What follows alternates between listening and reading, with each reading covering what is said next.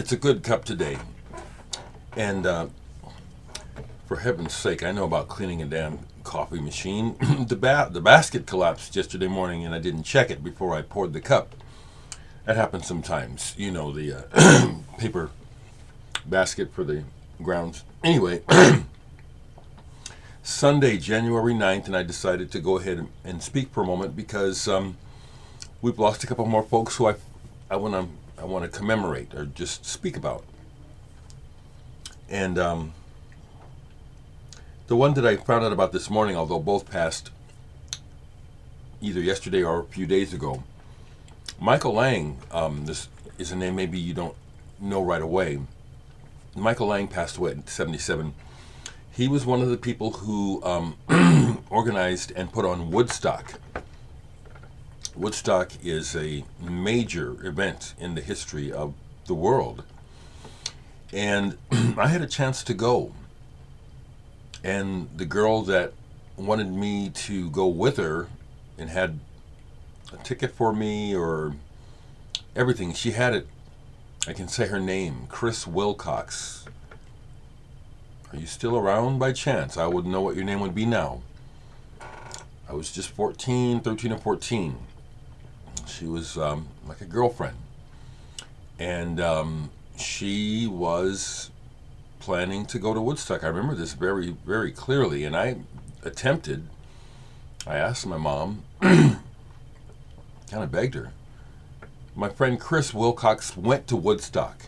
She made it there and back with her little 14-year-old behind. That alone, besides the legacy of all the music that went down there, just has always spoken really strongly to me that my little friend safely went to Woodstock, a little adolescent girl from Omaha,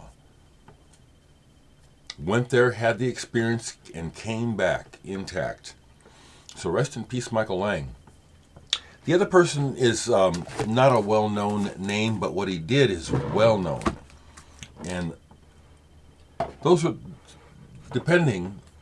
folks that I like to remember as well when it touches me personally.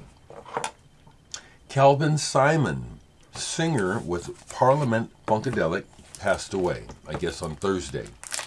Calvin Simon is a name that you don't see in the credits on the records very often. He's on some of the records, but the deal is he's on almost all the early ones. Calvin Simon was an original member of Parliament. And I don't have it anymore, but we used to have a copy of that single by Parliament, Testify, on the Revelot label. I remember it because it was an unusual label. Almost everything else was on Chess, Checker, Columbia, whatever, King. And Revelot stood out to me.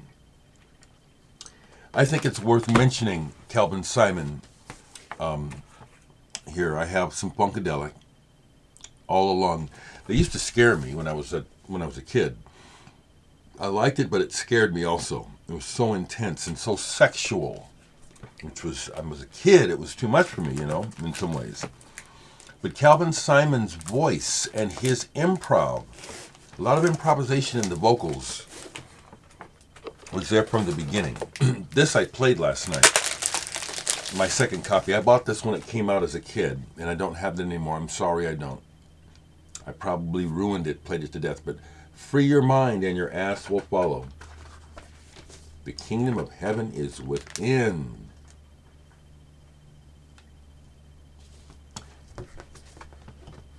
It's a very, very good album. Funky Dollar Bill. I was pleased to see that the Freeman brothers, who are the big prog heads, they wrote the book of The Crack in the Cosmic Egg, they recognize Funkadelic. And I think that's really important and good because, once again, I have to bring up racism because it's there. Funkadelic is right there along with Pink Floyd, right? Innovators. There wasn't funk and psychedelia before Funkadelic. I think we can say that. my second or third copy of this album, Maggot Brain. This is the one that's scary. I can still remember a particular party that my sister, Stephanie, you won't remember this. See, I have very intense memories about certain things. It was a party that I went to with you and possibly James. And when we got there, it wasn't a party. Everybody was stoned as fuck. And Maggot Brain was playing real loud and everybody was just fell out. I can imagine what was really going on in the other rooms. Monumental album. The story's been told how George Clinton got Eddie Hazel to play that incredible guitar solo. Cosmic Slop. All these with the Pedro, what was his name? Pedro Bell illustrations. These Funkadelic albums are fantastic. I don't have them all. Standing on the verge of getting it on, you must know. This stuff is not half step, and these albums are good. Real good. Funkadelic. Let's take it to the stage. I know I'm missing at least a couple of this period of Funkadelics for my collection. And then they go, they try to keep it going and go more commercial. This one, Connections and Disconnections, is so-so. But I keep it.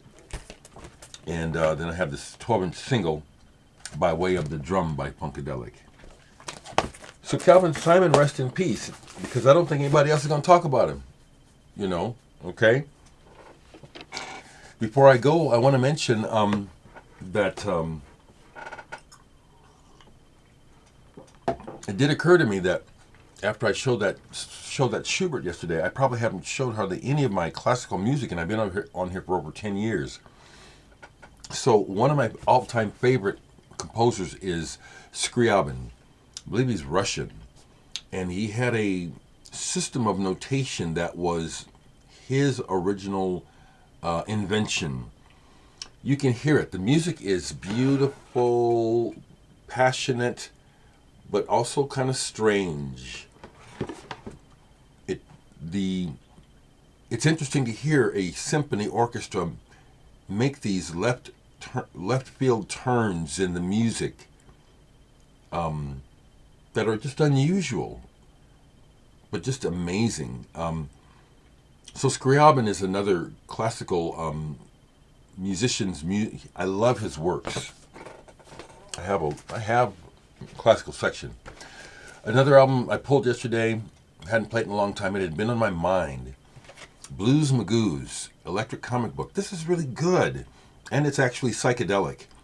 Now they had some commercial success in America, but they, perhaps by their own doing, or maybe the mistake of the record company, they were really never taken seriously. And when I listened to this, plus I watched their appearance on Smothers Brothers, one of them, and it was like, man, these guys were good. And the music was really psychedelic. It was innovative. So that was fun to listen to. One David Bowie thing I pulled and played yesterday was the LCD sound system remix of Love Is Lost on white vinyl.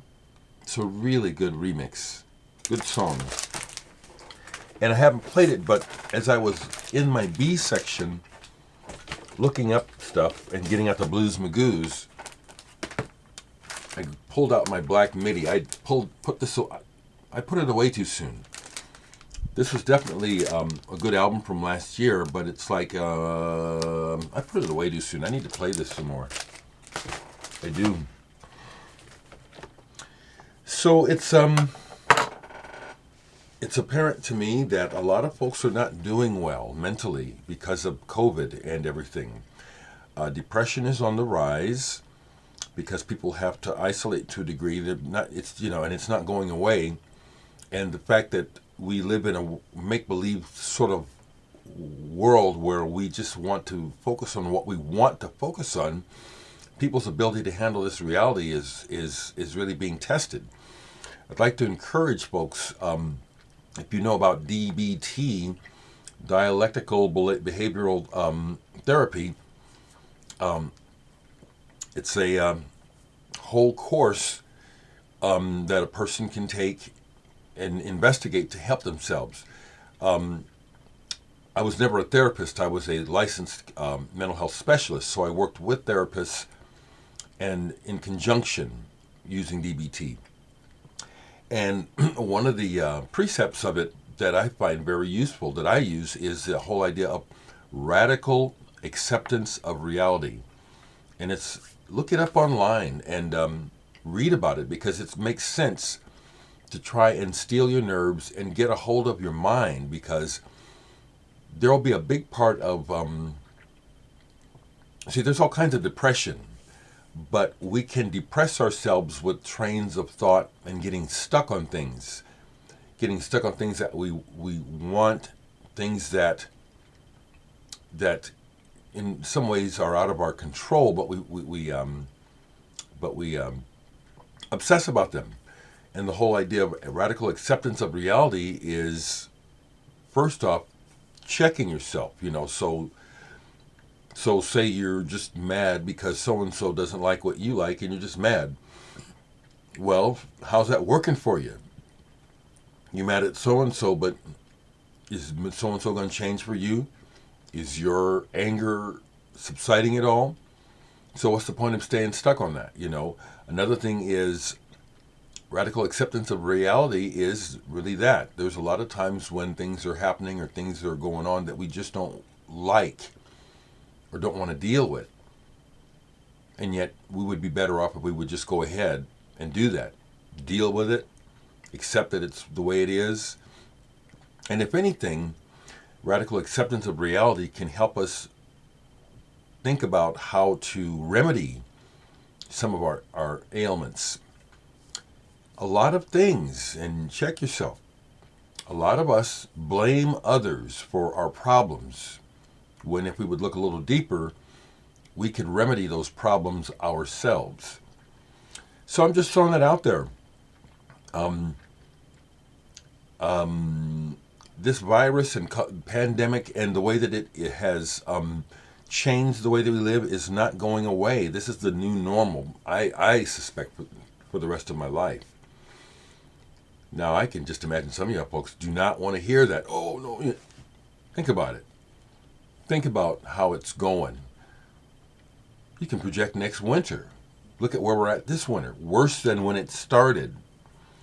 And because of the material focus of the world, we don't do the humane right thing, which keeps the pot stirred. Literally, the virus is just out of control because we can't seem to manage to make humane decisions about what to do to make things more healthy. So steel your nerves and take care of yourselves, and be kind to yourselves, and use your mind to your benefit.